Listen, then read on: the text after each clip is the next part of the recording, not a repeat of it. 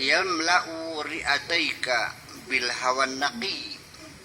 Apakah engkau melihat ada satu agama yang memenuhi kedua paru-parumu dengan udara yang segar?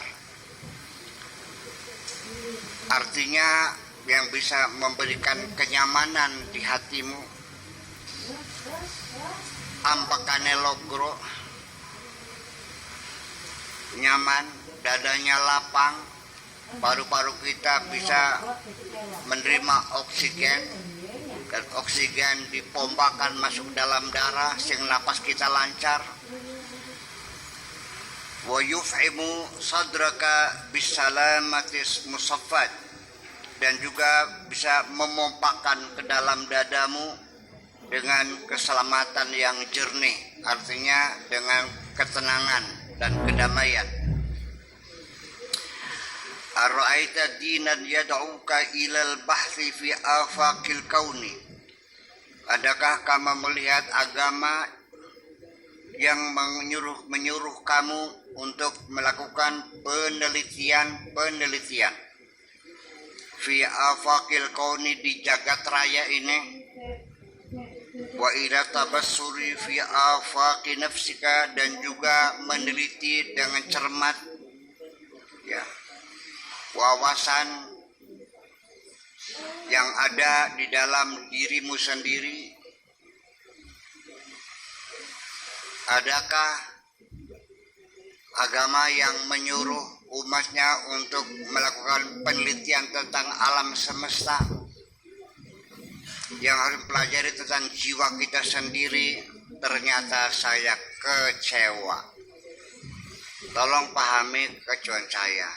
Yang Allah menyuruh kamu yang beragama Islam untuk melakukan penelitian alam semesta.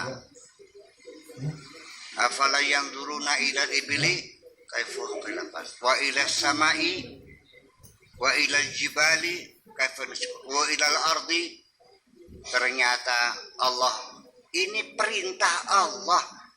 Al-amru al-aslu fil amri lil wujub, jadi wajib loh. Belajar kosmologi itu wajib, astronomi itu wajib, belajar topologi itu wajib, belajar psikologi itu wajib. Ini perintah Allah. Kenapa nggak paham-paham? Itulah sebabnya.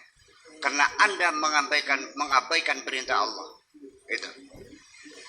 Apalagi belajar macam ini. Belajarnya juga enggak.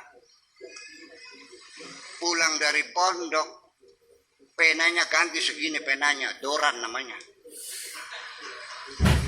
Udah berhenti ngajinya.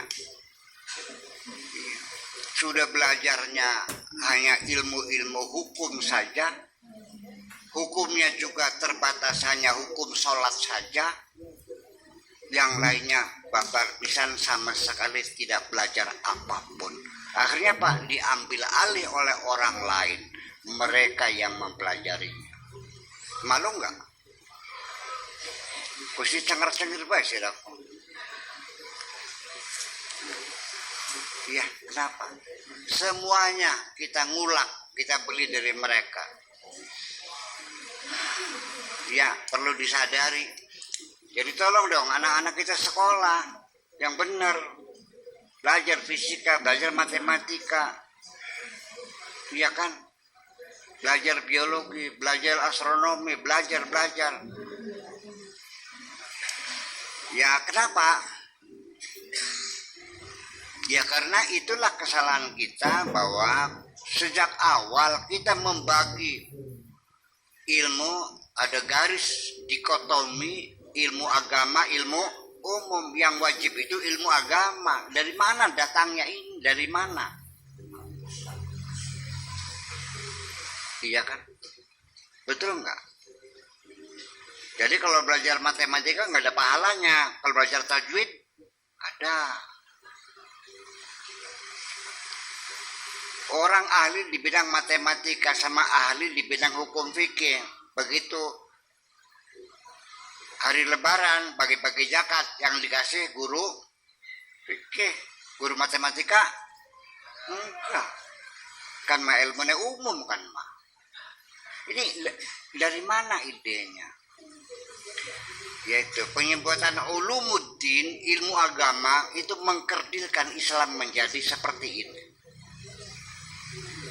Ya ulum, nggak ada ulumuddin, nggak ada ulum amma, ya ulum. Ya ilmu itu apa saja lah ilmu gitu, itu sebabnya. Oke, ngaku salah nggak? Jadi sekarang yang pinter siapa?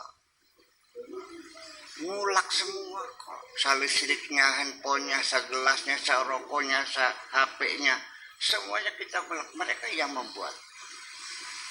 Kita tidak tahu apa-apa kok. Iya. Ya, hendaknya kita merasa malu terhadap Allah bahwa kita secara tidak sadar telah bergeser. Konsep besar yang ditawarkan Kanjeng Nabi ternyata tidak dipahami. Ya, dipahamkan. Ara'aita dinan yad'uka ila al-bahthi fi afaqil kauni wa ila tabassuri fi afaqi nafsik wa ila tadabburi fi ma haulaka minal malakuti, dan juga mengajak kamu untuk bertadabbur kepada malakut yang ada di sekitar kamu ini. Ya, alam semesta, benda-benda, materi-materi yang ada di alam semesta ini. Wa ila ta'ammuqi fi syu'uni hadhil hayat, dan untuk melakukan pendalaman-pendalaman dalam segala macam urusan kehidupan. Wa ilal masiratil kubra ada manaqibiha, dan kita melakukan perubahan besar, perjalanan besar ala manaqibiha, ala manaqibi hadzal kaukabil ardi, di segala penjuru planet bumi ini.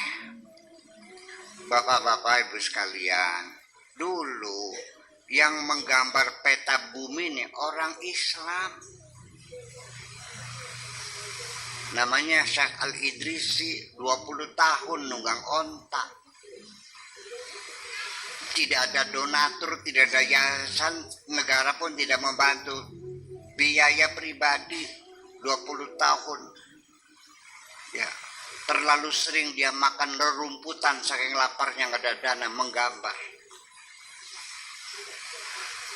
Andai kan memang gambar peta bumi itu banyak salah, ya dapat kita maklum, yang penting kita telah berusaha menyumbangkan dunia bahwa peta itu penting bagi dunia.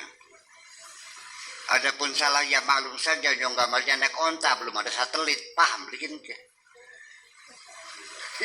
ya sering salah gitu.